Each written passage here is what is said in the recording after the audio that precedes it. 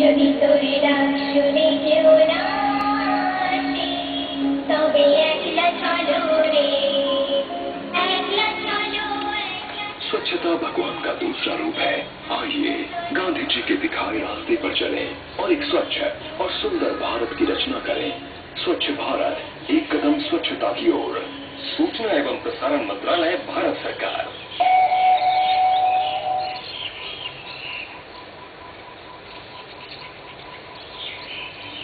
नमस्कार। Akashvani port Blair से प्रस्तुत है प्रादेशिक समाचार।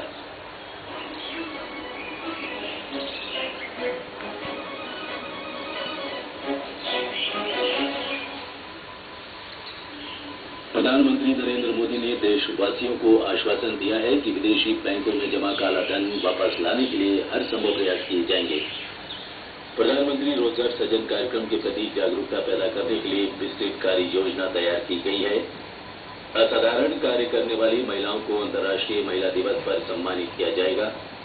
गुरु नानक देव जी की जयंती के सिलसिले में कार्यक्रमों के आयोजन आज से आरंभ हो रहे हैं और एमवी निकोबार कल कोलकाता के लिए रवाना होगा।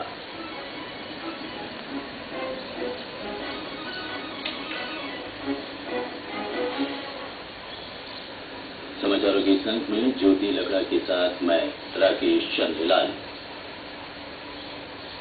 प्रधानमंत्री ने देशवासियों को आश्वासन दिया है कि सरकार विदेशों में जमा काला धन वापस लाने के लिए प्रतिबद्ध है।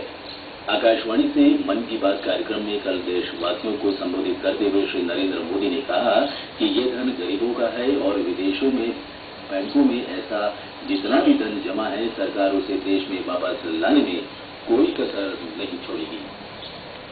मेरे लिए भारत के गरीब का पैसा आ गया,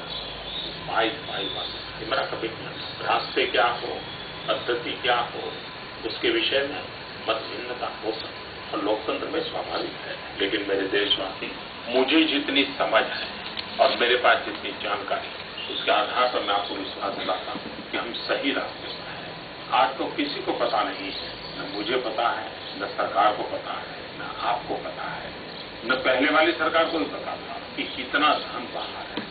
हर कोई अपने अपने तरीके से अलग अलग आंकड़े बताते हैं। मैं उन आंकड़ों में उलझना नहीं चाहता। मेरी प्रतिबद्धता ये है कि देश के गरीबों का पैसा है वापस आना चाहिए।